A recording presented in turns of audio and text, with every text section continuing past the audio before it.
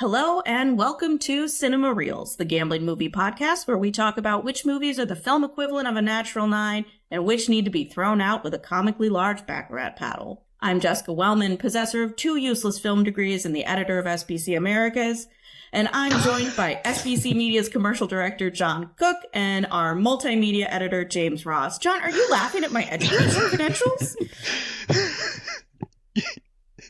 Yeah. I like her. I've got an undergrad in film and media studies, and it is pointless. I think John's crying. That actually broke me. 10 seconds in, and I'm broken.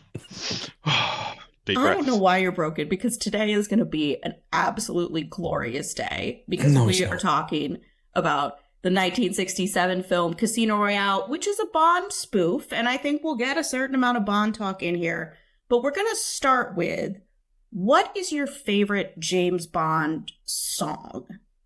James, we're going to start with you because I'm waiting for you to be like, I've never heard a song until today. I don't know what music is. Again, you're not going to be disappointed. You've never heard a James Bond song? That's a lie. I've heard James Bond songs. I only watched my first James Bond last night, which was GoldenEye.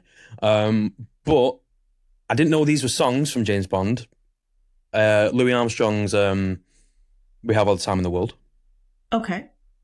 Really like that song. Didn't know it was a Bond song. And this one, kind of in hindsight, I should have known, is Live and Let Die by Wings.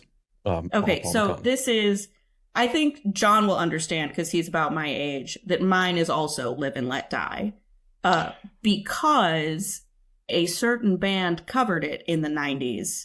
Yeah. And that band was everything that I listened to, which was Guns N' Roses. Mm-hmm. Yeah. So I learned to love the Guns N' Roses version, but I'll be honest, like, I have a soft spot for Wings. People bag on it, but like, they had some bangers. I actually think I heard that song for the first time in Shrek 2. Oh my God, why is it always a cartoon, James? Why is it always a cartoon? John, I'm sure as the Bond aficionado here you have, I mean, is it Shirley Bassey? Are you going to go with a classic or? Yeah, I'm going to be... I really don't want to do this because I didn't think you two would say Live and Let Die. Yours is also Live and Let Die? Yeah. It's a jam, man. It's more to do with the fact when I was younger, I used to do sort of musical theatre, and I also used to sing I started singing really young, and I sort of did Live and Let Die, the Guns N' Roses version, in a school concert. Can you do it now? I would have given. Huh? Do it now. Absolutely not. Give us a rendition, go on. No, it's not going to happen. I might be able to drag it. there might be a YouTube clip somewhere. Molly, try and find that. I might be able to drag that up at some point. But look, I'm gonna be slightly different because Live and Let Die is my favourite song, but you can't not mention Shirley Bassey, considering I think she's the only one that's done 2 Bond songs. Oh, that's a good question. Who has only done 2 Bond songs? I think it's just her. It's just Shirley Bassey. What's disappointing, too, is, like, the ones that have won Oscars, I think, are just, like, the most unmemorable, stupid songs, like Skyfall and that weird Billie Eilish one. Like, ugh. It shows you how bad Best Song is in general as a concept. That a song that just plays over the credits and has no real value. I didn't realize Duran Duran and Ha-Ha did a Bond song until I had to do a research Madonna. Sheryl Crow. The Garbage did one. Yeah, but think about it in this way: Bond songs used to be iconic, like absolutely iconic. Mm-hmm. As we've got closer and closer to the modern day, they've kind of become a little bit mainstream poppy. Like Shirley Bassey, Moonraker, Shirley Bassey, Goldfinger, Live and Let Die, Paul McCartney. That's a really bad impression of Shirley Bassey. Goldfinger. That's the extent of my singing. I can't do it. I'm a terrible singer. All right, I see what you all are doing, which is you're trying to turn this into a James Bond song podcast so we don't talk about the glorious movie we are about to talk about, and I will not stand for it. So, business out of the way.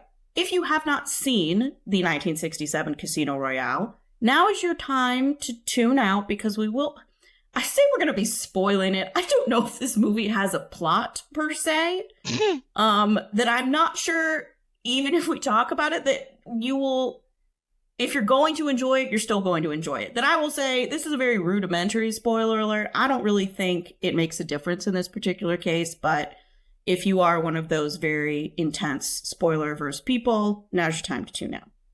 Before you dive into this, can I just say one thing?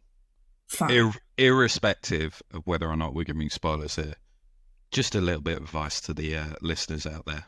Don't bother. John, this is the second time now. And once more, I might just find a new host. You've got to stop telling people to, like, not watch the movies we're talking about or don't listen to our conversation. Like, that's not what a podcast host does. You tell them you should go and see it so that this conversation is something you want to listen to. For the first time in these podcasts, I'm actually going to agree with John. Don't bother. Okay. I'm going to make my case, but first, let's set the scene. Casino Royale is a slapdash and madcap parody of the James Bond films, featuring David Niven as the original James Bond, but several other Bonds as well, including Peter Sellers, Woody Allen, and even Ursula Andress, as well as an all-star supporting cast of everyone from Orson Welles to Deborah Kerr to William Holden. Niven returns to MI6 after the evil organization SMERSH keeps killing off agents in what can only be described as a series of sexcapades, and utilizing this new full fleet of James Bonds, they tried to take down the evil Le Chiffre and SMERSH. The pedigree of this film may have been all-star, but was the end result the sum of its parts? What is this face? This is not something I recognise. It just sounds like gobbledygook when you say it. Anyway, please carry on. I'm done. Thank you. Initial thoughts on this film. Get your anger out now. This is a safe space. James? It was dreadful. I'm trying to think the best way to kind of be a bit nice about it. I don't know if you had to appreciate James Bond or to know of Bond prior to watching this film from the Fleming books. I couldn't connect to it at all. It had that kind of slapstick comedy, which I only really saw previously in Airplane. Not a massive fan of it. I thought the comedy in it was just excessive. I'm a fan of subtle comedy. Everything about it just didn't really fit into what I love about a film. Okay, fair. John? That was me being nice. That was you being nice. While I absolutely agree with James, I think there is a fundamental problem with this film. And the fundamental problem is that it wasn't actually meant to be a film. It was meant to be 5 or 6 individual smaller spoofs that were all smushed together into, and I wonder if that's why they called it Smush or whatever the evil group is.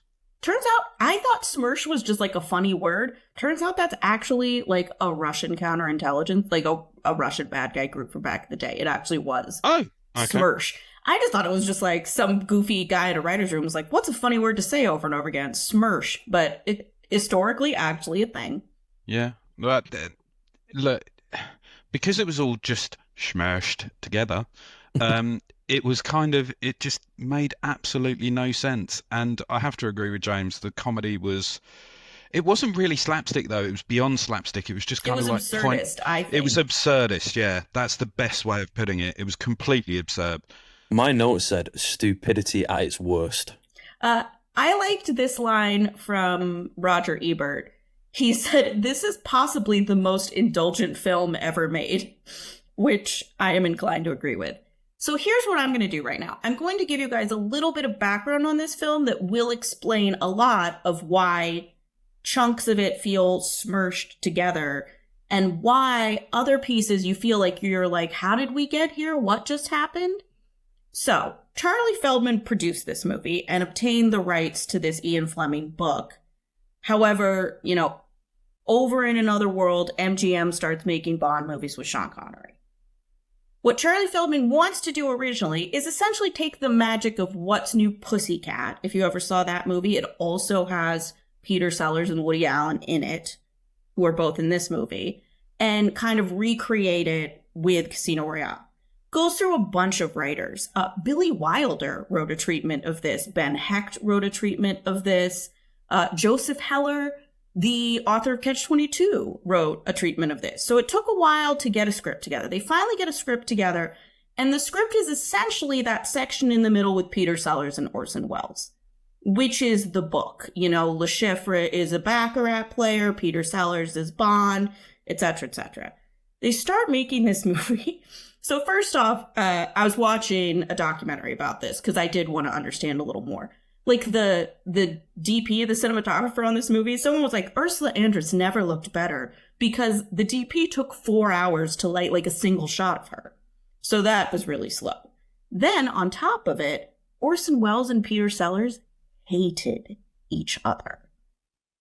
So they thought they were going to get along. They get there. They hate each other. Peter Sellers, they set up a master shot where they're both in the frame. Peter Sellers pulls the director aside and says, I refuse to be in the same shot as Orson Welles.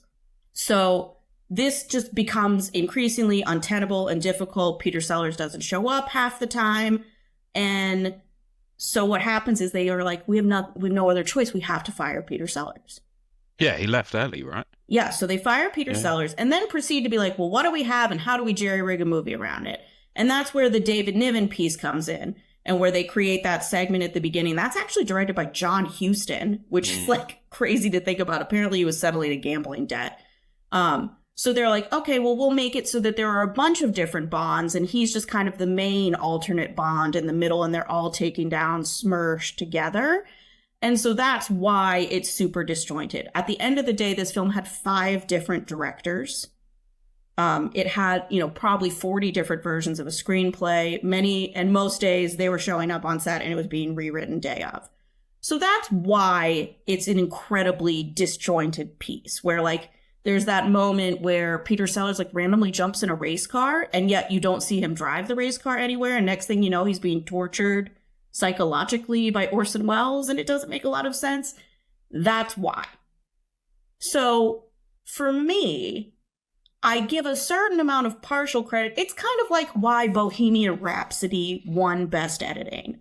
It's not because it's a particularly well-edited movie. It's because the guy who edited it inherited an absolute shit show and managed to put together something coherent out of it. And for that reason, we felt bad for you and we gave you an Oscar. I don't think that this is coherent, but I think there are so many moments of this that are just so absurd and so hilarious to me that I was just delighted and surprised the whole time at things that were happening. Wow, silence. No, that didn't compel you guys at all, did it? No. Well, look, finally it kind of makes a little bit of sense as to why it was so dreadful. But there were just things in it that were just so weird. Just odd. Like the opening scene, you have like this Scottish dude that's died that I don't really know who he is. It's John Huston. No, I'm just talking about in terms of the film, who the character is and why there's like this Scottish dude that dies and his widow. He's M. Yeah, so M dies, right? His widow's there. But the widow just basically suddenly becomes sexually charged towards Bond and then starts speaking French. And it's just so confusing. It's just completely confusing to me. It's not the real widow. It's SMERSH has infiltrated this Scottish castle. Call me a 5-year-old. I find Scottish accents hilarious in general. And I especially find incredibly attractive people doing Scottish accents hilarious. Because it's just like, nothing makes a woman incredibly unattractive more quickly than like an absurd Scottish accent. So, and Deborah Kerr. Do you guys know Deborah Kerr? John, you certainly do, right? Like, she's the prim and proper, quintessential, like, proper British lady. She's Anna in The King and I, and she's in An Affair to Remember.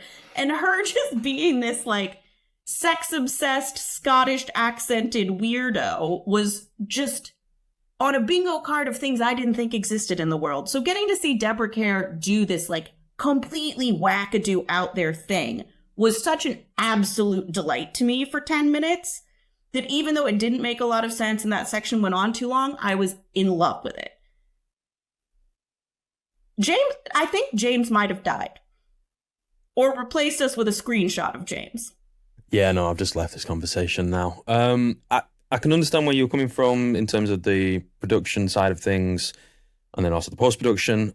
But you get to a point, and you see it in modern cinema now, if you have that much of a mess in the production side of things, the film will be scrapped.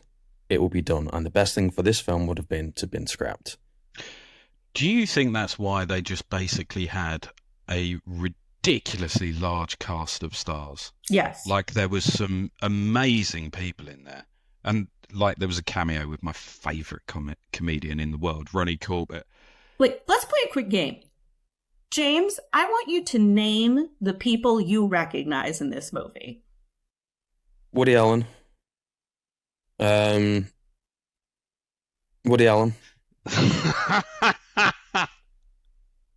Honestly, I think that's it. You don't know Peter Sellers or David Niven or Orson Welles? Peter Toole? Peter O'Toole. Peter yes. O'Toole. I know him from Gladiator. That's about it. There's not a cartoon Peter O'Toole was in that you could tell us about? Not that I can remember, no. So this is where I will argue some of the reason you don't appreciate what I appreciated about it is because you don't know who these people are. Like, Orson Welles and all of the magic tricks, I was cackling. Like, with the flags and stuff, I was falling off the couch dying because, like, Orson Welles and his obsession with magic over the years has always been hysterical to me. But, like, you're just like, oh, here's this guy doing magic tricks. Why? Exactly. That was kind of my thoughts when I was watching it. Because I actually really liked that scene. I think it was probably one of the best scenes in the film. But then that kind of just threw me off a little bit. I was just like, I don't understand what's going on. I mean, John, you know some of them. Yeah. Ursula Andress, David Niven, Ronnie Corbett, Orson Welles. Ronnie Corbett? Quite a few. Yeah, Ronnie Corbett's in it. He's the little... I love Ronnie Corbett. The ability for him to do sort of accents in a comedic way is just glorious. He's the only one where I actually went, oh, it's Ronnie Corbett, I'm going to watch this. Where everyone else was just sort of like, he was the kind of butler that told one of the female James Bonds about, I think, if I'm right, the female James Bond in that one, it was Joanna Pettit. Yeah, Mata Bond. Yeah. I think she was the one that got... Is he the cab driver? No. No, he's the... Oh, he's the creepy little weirdo. He's the creepy little weirdo, yeah, that comes in and, like, chases her around the room, and it's, like, more inappropriate sexual innuendo. That's something, right? This film is just rammed with sexual innuendo, and not just sexual innuendo, offensive sexual innuendo. You kind of think that it was 1967, right? You kind of think that people are going to be a little bit prudish back then, and that the whole world has just become a little bit more open and free through the 70s and the 80s, and like everyone's a little bit more easy now. But my lord, some of the stuff in there I was offended by. But maybe that's just because we're reversing time to a certain extent with what people can say and what they can't say. But it's kind of really weird. And I thought some of the accents were really weird as well. The Scottish accents were just, I thought they were awful in them. I love a bad Scottish accent. It's hilarious. Going to your point about like the offensiveness, I absolutely agree. I think looking at them through a modern day lens, it was ridiculous how much like they kind of got away with. Just move away from all the kind of male gaze things. You've got the use of animals in there. I've already mentioned this beforehand, but that was just beyond ridiculous. Then the end scene when you have the kind of the Indians coming through, the Native Americans coming through, and then dancing around a fire pit, and it was just, I'm just like, what is going on? Yeah, there's also a scene where Joanna Pettit does like a Thai style dance. That's as someone who watches a lot of old movies, I'm very reticent to ever look at an old movie through the lens of current day. That's just, to me, an unproductive approach to things. I get that some people disagree with me, and that's fine. I will say some of this is a critique of what was happening in the Sean Connery James Bonds that was not being done tongue-in-cheek and was, like, really ridiculous. Like, I mean, there's a James Bond movie called Octopussy, which is just absurd, you know? Like, so the whole fact that, like, David Niven has to come back because essentially all of these James Bonds are dying because they've been, you know, lured into brothels and unavoidable sex capades is kind of funny to me. And I really wish we had seen more of that guy Coop that they brought in to be the James Bond that resists all the women. There's like the scene in the gym where he's like practicing how to resist all the women. I was like, this is actually charming and I enjoy this and I wish I saw more of him. Yeah, I did like that scene, I must admit. There's you can tell that it's a complete spoof of other Bonds and so on because they make some very obvious references to other sort of Bond films, like Dr. New rather than Dr. No. That's in there quite a lot, and obviously you have Moneypenny's in there, and you talk about sort of they're all young and beautiful women and so on, and all of that's quite obvious. It just still made me slightly cringy when, like, you have Peter Sellers sitting in a bath and he's being washed by a supposed 17-year-old. That's David Niven. But... Oh, sorry, David Niven's in a bath and being washed by a supposed 17-year-old. And then there's a bit where... Is it David Niven again, outside of Downing Street? Doing what? So they're just about to go into Downing Street and his daughter says, yes, that's Daddy is really sexy. And then he goes around, Did the finishing school teach you that? No, I taught them. I bet Mummy would have taken me in there. Your mother took everyone in. How do they get away with that sort of stuff? It's just so wrong. I find it fun. Like, I, as the woman on the podcast, I'm wholly unoffended by any of the things in this movie. The only bit that I find amusing about this movie is that basically Bond couldn't do Casino Royale until the end of the century because of the rights. So they had to wait all the way through until the sort of 2000s to be able to do Casino Royale, which made me feel quite happy about it. Yeah, and if you've seen Casino Royale, like, I was like, oh, okay, I get what's in the book now, because the Baccarat scene, that weird torture scene that I thought in Casino Royale, I was like, the Daniel Craig version, I'm like, this is weird. What is this? That was in the book, I suppose, because it's in this version as well. So, you know what this film should have been in the 1960s? Austin Powers. That's what this should have been. Because Austin Powers is basically a piss take of this, right? Yeah, you can see so much, like the bed, the rotating bed scene, and all of those things. You see the Austin Powers inspiration. I think, you know, you get to the end where all of a sudden William Holden is like, the U.S. has arrived and the cowboys come in. You can see where, like, Mel Brooks is getting some influences from this. I think as much as this movie is consensus, the agreement is this movie is a failure. Across, you know, I'm the rare person that finds this endearing. Like, I see what it inspired down the way, and I see, like, oh, okay, this actually has a place in film comedy history where it is doing things that I see in movies later on, and I appreciate it for that. I will also say there are parts of this movie that are just stunning, like really beautiful. Those Madhaban costumes, that green chiffon dress that I would physically harm people to get a version of that dress. It was so pretty. Like, there was a lot of really good production design in this as well. I thought the locations that they used in the film was really nice. Like the entry into that kind of Scottish Highland area, nice and scenic views. You had what was the temple scene? I think you might have just mentioned it then. Thought it was really nice and cool. The casinos, Sistine was cool. Yeah. The casino was cool. The back office room was slightly odd. That was riddled with a lot of weird ornaments in that room. Mm. We're gonna move on to the important questions here. Did you have a favorite character in this movie? Yes. And he or she was? It was Woody Allen. Okay. He is a hairy man. Yeah, he's very hairy for a small man. One scene is the reason I liked him, and it was his introduction scene when I think it was in Morocco or something like that. He's about to be executed. Yeah, he's about to be executed. He's trying to talk his way out of it. It's like, oh, I'm partial to not being shot or something like that, or would you shoot me if I said I was pregnant? And then when he goes to the lineup, he's like, oh, have you got a cigarette? I'm going to quit these in the next few days. And I'm like, yeah, because you're about to get shot.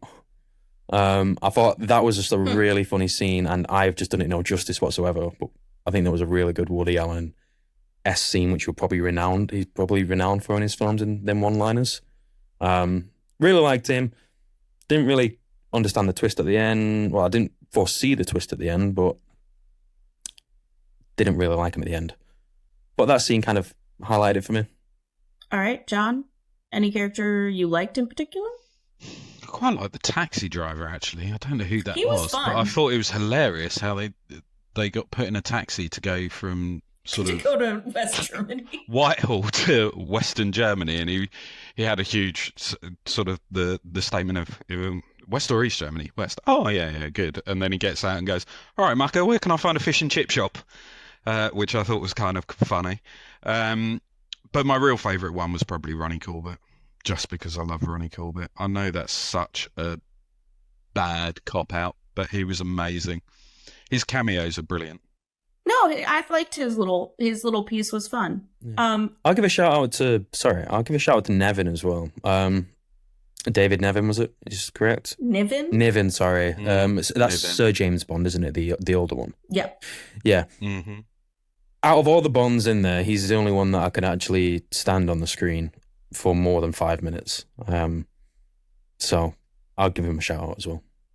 For me, it's close. Orson Welles is up there, but again, Deborah Kerr just being this unhinged lady was so amazing, given like what her type is and what she's known for, that I'm going to give it to her. Okay. I just found it so difficult. Do you have a least favorite character? You can only pick one. Do you remember the argument that you had for Lock, Stock, where you said there was just too many characters? And you didn't care? And I didn't care. There was too many characters in this that not only did I not care, I just can't remember from the top of my head. I entirely agree with you, but I kind of felt that Jimmy Bond, the cousin, was that Woody Allen? The nephew. That's Woody Allen. Nephew. That's Woody Allen. That was Dr. No. That whole Jimmy Bond sort of bit of it, it was just... It was weird. Just didn't get it. I didn't get it. And the invisible glass and accidentally breaking the invisible glass and all that rubbish. I just thought it was a little bit... I didn't, you know what? Pointless. You know what character didn't resonate me? The girl who was like, he had trapped and strapped to that chair. Oh, yeah. Yeah, what was that about? I was like, where did this girl come from? And why is she like suddenly being treated like a main character? I would say that was my least favorite. She was introduced with the James Bond who's resisting all the women, wasn't she? Maybe. Yeah, so she was introduced as kind of this, I wanted to say like a female James Bond, or like someone who could like repel James Bond or seduce James Bond in any way. Gotcha. I've got it. I know what my favourite character was. Okay. The milk float. The milk float? The milk float. The car chase at the start, there was a milk float in the car chase. And you've got... that car chase was so ridiculous. I think it was like an old Jag versus like a big car, and then versus the milk float, and the milk float was keeping up. It was ridiculous, but it still made me laugh. That made me laugh. All right, moving on. Would you back the Peter Sellers Bond in Baccarat? Yes. I would as well. He apparently was some sort of Baccarat expert, had worked on Baccarat strategy. Like, he seemed to play well, given my understanding of Baccarat. Take my money. My only concern is, like, if he's going to run off and disappear like real life Peter Sellers, I might not get paid. But, James, anything to add? See, again, when I was watching this scene, it just felt like there was no strategy or anything. It just felt, oh, all in, here we go. So I'm going to say no, because I just felt like he was just really lucky. Do you know how to play Baccarat? No. That might explain some of it. So the goal in Baccarat is to get 9.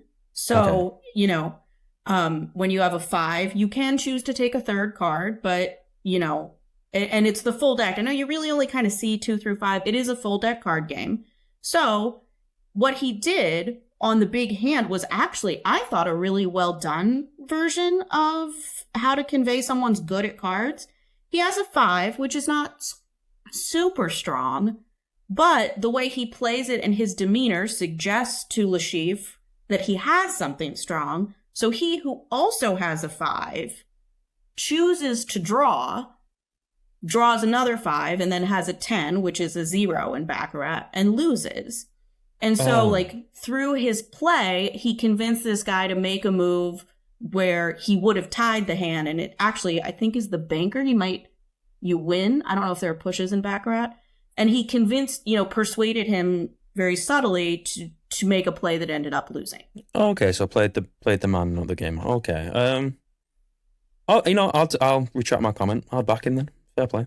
To give you guys a little more on the gambling piece of this, so in this instance, Lashifra did what's called buying the bank, which means you act as the banker. That's why he's the one pulling the cards. Okay. If you're wondering, you're like... Yeah, I was. So when you buy the bank, you act as the banker, and you're playing against everyone who is at the table. The banker sees what card is being given to the person who draws a third card before they turn it over, so it is slightly advantageous to be the banker, even though there's a bigger fiscal responsibility. Those paddles, that's a real thing. You don't see it as much in casinos anymore, but back in the day, those big paddles, because the Baccarat table is rather large, are used to scoop cards and chips because the dealer can't reach them. The infrared glasses and the markings on the back of the cards, that is an actual cheating scam that people used to do quite a bit. You get ultraviolet marker, you mark the back of the pen, you wear tinted sunglasses, you see which cards are marked. So is there a general rule where you don't wear glasses in the... No, it's just more, you can wear glasses, but they'll probably see that you're up to something. I think they probably made decks that are more resistant to those kinds of markers, too. All right, now that you guys have gotten a little Baccarat lesson, any more questions about the gambling in the movie? Not from me. I do have one question. Sorry, because it was on to the hand that he had. He had a 5, correct? Is that seen as a strong hand in Baccarat, or is it seen as just an average hand and he did just play the person? It's a mediocre hand, yeah. I don't play Baccarat enough, but again, your goal is to get a 9. But you don't want to end up with a 10 or something, So if you have a 5, you're looking for... You have some combinations that can improve you. You have some that can't. And, a face card will essentially leave you with a 5-2 for reasons. But yeah, it's not the strongest hand, no. But you saw that on the previous hand, he stayed on a 5 and Lashifra drew and did better. This time he stayed on a 5 again and goaded him into drawing and going over. I'm going to play devil's advocate here because you both said yes. I'm going to return to my original answer and say no. Because if that's an average hand and the money that was played, too big of a gamble for me. Too big of a gamble. All right, fair enough. Didn't they have the same hand, though, twice? Didn't they both have 5s twice? He had 5 both times. And then, no, I think Lashifra had maybe a 4 or something he had a 4, he drew a 5, he made a 9. So here's what's going to happen. We're going to ask whether or not Casino Royale is better than our existing leader in the clubhouse, the non-gambling movie, Lock, Stock, and Two Smoking Barrels. So, I think, James, we know where you land. Is Casino Royale better or worse than Lock, Stock, and Two Smoking Barrels? It's worse, but I'd also argue that there's just as little gambling in this film, apart from that 10-minute casino scene, than Lock, Stock. I mean, yeah, there's not as much as you would think the title Casino Royale has in it. I would argue it's immensely better done, but fair enough reasoning. And you're still voting for Lock, Stock, and Two Smoking Barrels, I assume. Oh, yeah, by a country mile. John? No.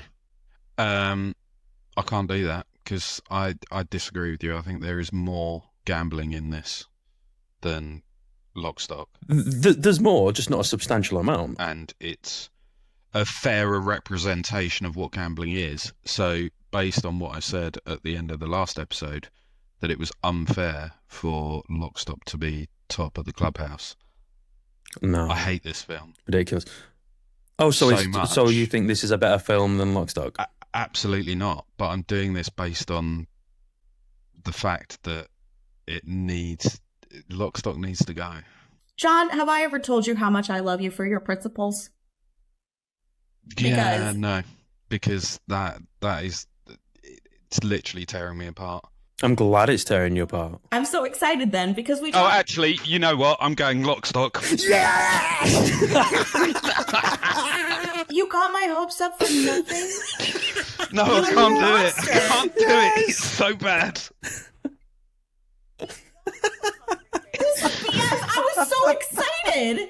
I can't do it. I can't. Oh my God. I can't. It's so bad. It's so All right. Oh. I am positively gutted and gobsmacked to say that Lock, Stock, and Two Smoking Barrels remains the leader in the clubhouse and is the first movie to do so for 2 weeks in a row, even though it is neither good nor a gambling movie. I'm so sorry. I'm so You monster. You monster. That's the evilest thing you've ever done.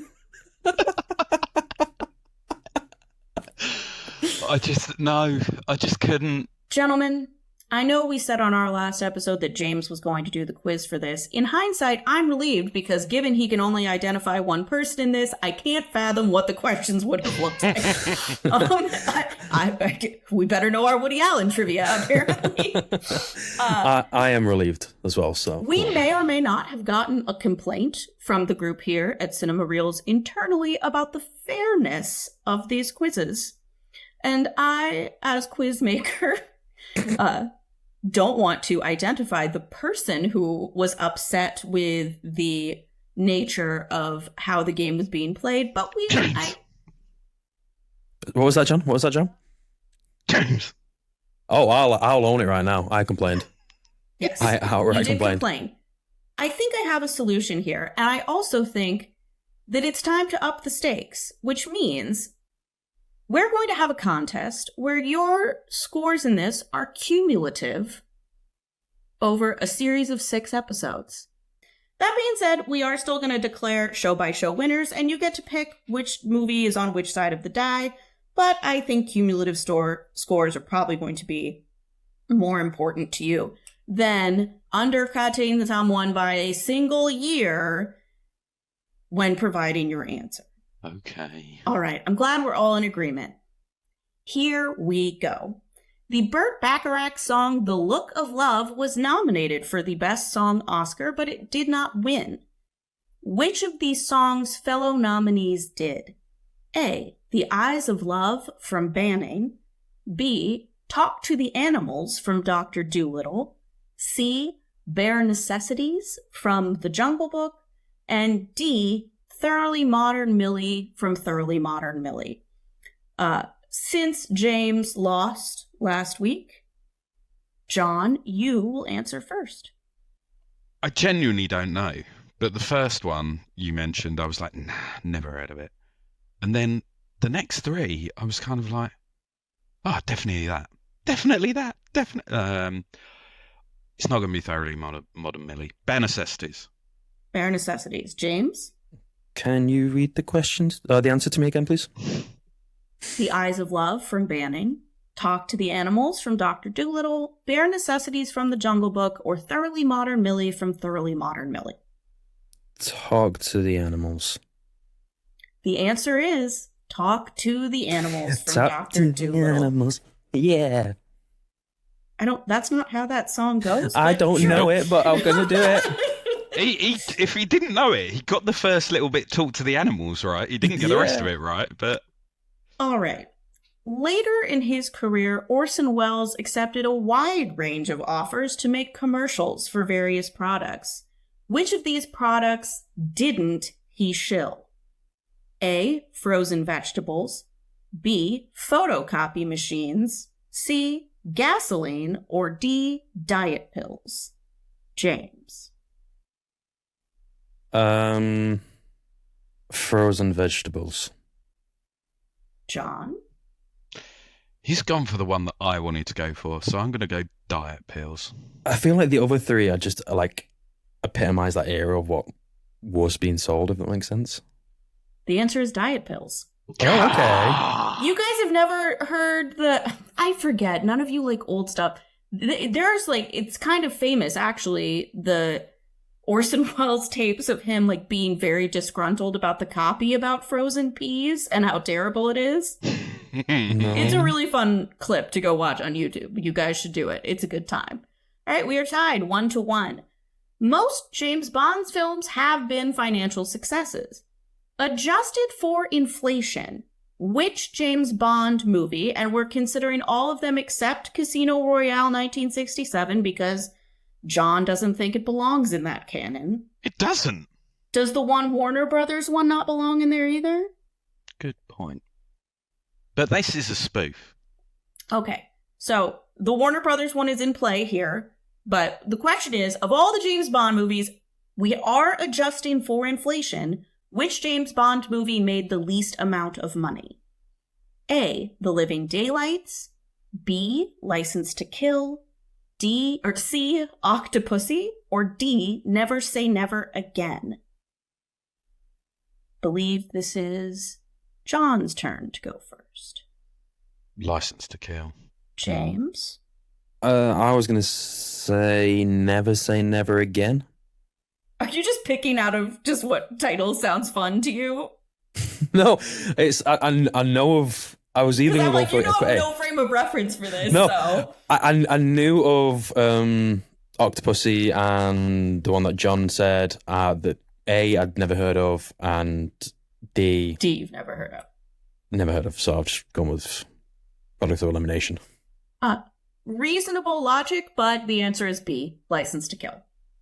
That's the one with Jaws in it, right? Or is that the one with Jaws? Yeah. There's a baddie called Jaws. I'll be honest, Gold I teeth. haven't seen. I've seen a couple of Connery Bonds and a couple of Craig Bonds, and that's it. All I know is this is a Timothy Dalton Bond. So That's really surprising. I've heard of License to Kill, so It's really surprising that Dalton gets up there in terms of like highest grossing. lowest grossing. Oh, lowest grossing. Oh, right. I answered have you just properly looked anyway. out there? I've completely like that because I listened to the question entirely wrong. And to be entirely honest, I didn't know that was Dalton either. But he is the forgotten Bond. This is like the third time, by the way, that you guys have answered a question completely counter to what the question is because you weren't paying attention. You'll now know why I was being somewhat cagey talking about what beats what in Baccarat, because this next question is, which of these Baccarat hands beats the rest? Oh, God. Is it A, 2 4s, B, 2 5s, C, 2 8s, or D, 2 jacks? James. 4s, 5s, 8s, or jacks? Oh, the audience know that I actually know nothing about Baccarat, so 2 jacks. No idea. 2 jacks. Don't do that. That's tactics. No, it's not. I know this is just bad game theory. You're gonna tail the answer of the guy who admittedly knows nothing. I know nothing about Baccarat. I hate to break it to you, 2 jacks is the worst hand of these 4 Okay. because it adds up to 20 when you are into double digits. You drop the first digit and it's the second digit that counts as your number, so you have a 0. I just thought because it was a royal card. Like, it's different. 2 8s adds up to 16. It would be a 6. 6. 2 5s add up to 10. It would also be a 0. They're both the worst hand. And the best hand is 2 4s because it adds up to 8. And you got to get 9. And you gotta get as close to 9. Yeah. I thought it was a trick question, to be honest. Me too. I love throwing in how does gambling work questions at y'all. All right, finally, score recap. By the way, John 2, James 1. Correct? Yeah. We need to go to a casino, James. We need to learn shit. Yeah, next time you're up. Yeah. I mean, if I know anything, it's that you're not going to study for my quizzes. You're barely going to pay attention to the questions. Peter Sellers and David Niven were part of their own successful franchise, the Pink Panther. David Niven appeared in 3 of the franchise's 9 films. Again, to define, we're pretending those crappy Steve Martin Pink Panthers don't exist. So, the 9 films that are not the Steve Martin reboot. How many of the 9 films did Peter Sellers appear in? A, 4, B, 6, C, 8, D, 9. John. I kind of thought he was the Pink Panther. The Pink Panther is a rock. It's a pink diamond. Yeah, but he was like the person looking for it, right? I'm gonna go for the middle. I'm gonna go 6. Was that an answer? 4, 6, 8, or 9. I'm gonna go 6. James. I'm gonna go low. I'm gonna go 4. The answer is 6. Should have copied John. He did die before a couple came out. Alan Arkin, actually, may he rest in peace, having recently passed, was Jacques Clouseau in one of them, but he was alive for 5 of them, and in the 6th they used basically leftover footage they had of him to get one more movie out of there. So 6. All right, that means standing scores are John 3, James 1, and it's time to flip our coin. John, tell me, of these 2 movies, which is heads and which is tails? We've still not rolled Elvis's Viva Las Vegas, and our other option is definitely Rain Man. I'm gonna go. Let's stick Rain Man on heads. Rain Man on heads. Grab your estranged brother, fire up the vintage car, because it is Rain Man. That is going to be definitely one that we hit next week. I'm going to definitely make that definitely joke a lot. And we'll be talking about our first, I think, Best Picture winner on the next episode of Cinema Reels.